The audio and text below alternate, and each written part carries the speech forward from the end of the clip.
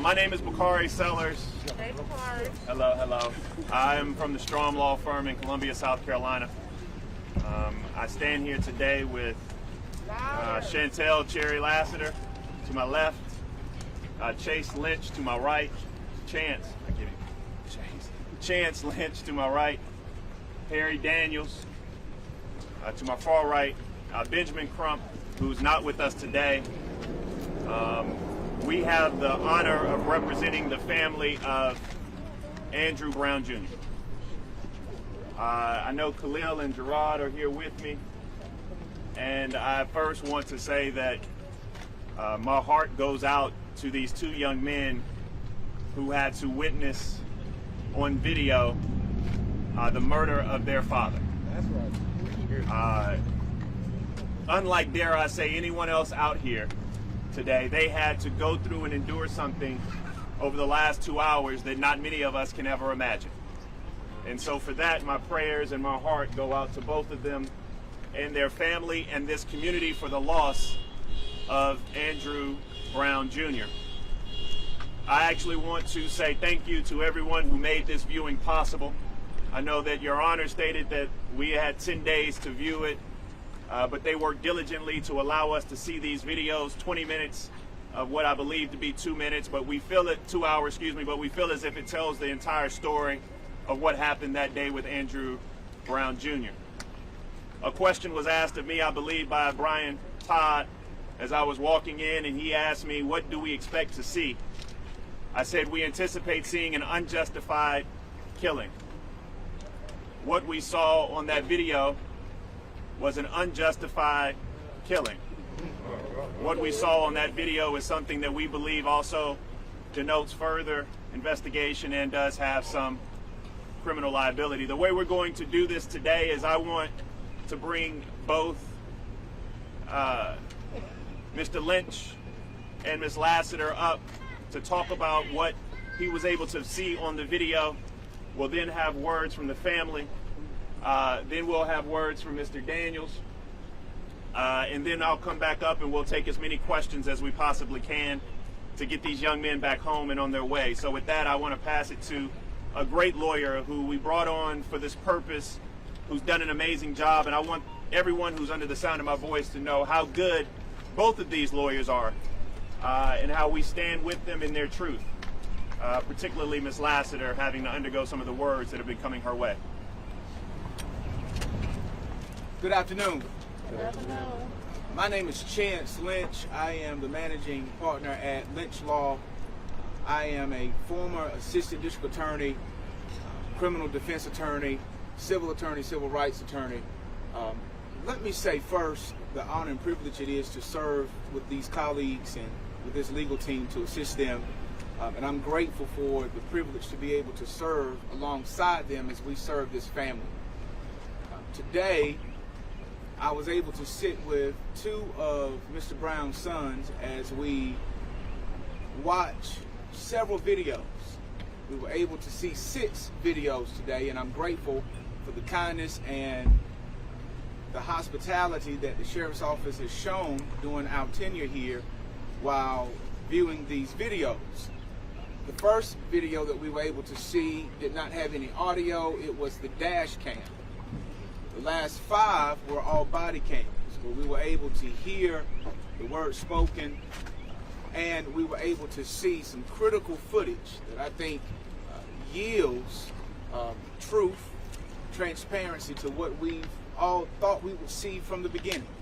In fact, what I saw today absolutely corroborates what Attorney Lassiter shared with us when she was only able to see 20 seconds.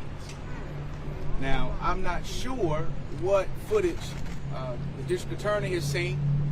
I can only go based off of what he has said and what he has insinuated. Well, we have a saying where I'm from. And that saying is, I was born at night, but not last night. That's it.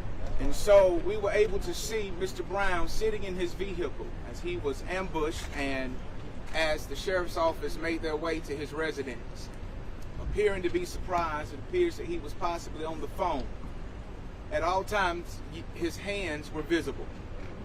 At all times you could see that he was not a threat. There was a shot fired.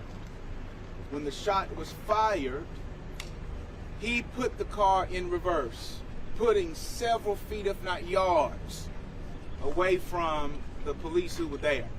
He turned his wheel to the left to turn it away from the law enforcement officers. At no point did we ever see any police officers behind his vehicle. At no point did we ever see Mr. Brown make contact with law enforcement.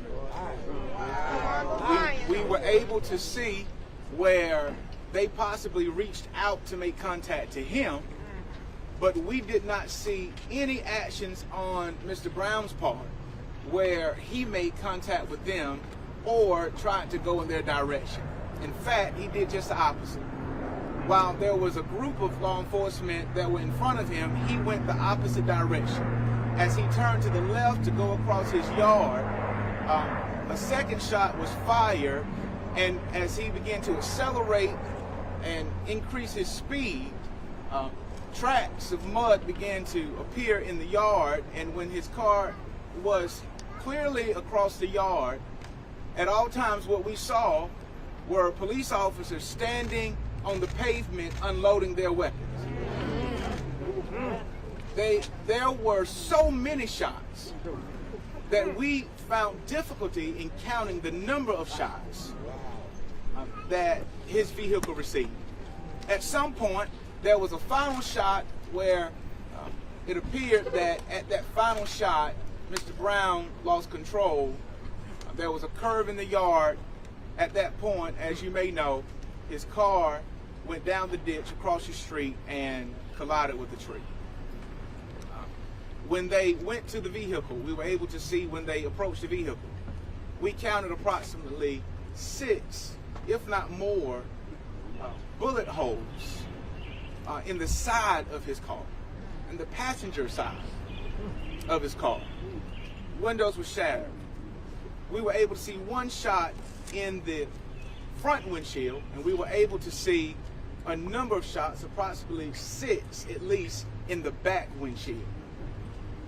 At no point, let me be very clear, at no point did we see Mr. Brown pose a threat to the law enforcement officers that were there. My friends, I would suggest to you that it was absolutely and unequivocally unjustified. When they opened the door, there were no weapons found. They pulled his body out of the car, laid him face first, flat on the ground. As you could see the bullet wound that went into the back of his head, and then they began to search his home. And so I can't speak on what everybody else saw. I don't know what video that they saw, but I can tell you that what Attorney Lassiter said was exactly what we saw today. True. So I said this, and as I close my comments, I said this at the NAACP rally on last weekend. I said something to the effect of, it's a new day in Elizabeth City. That's right. That's right. And so with this being said, and with us being able to see that this has come to the light, I'm confident that our legal team is more committed now to pursue justice, to make sure that the memory and the legacy of Andrew Brown lives, because what we saw today was unconstitutional and it was not justifiable. Come on. All right. Thank you.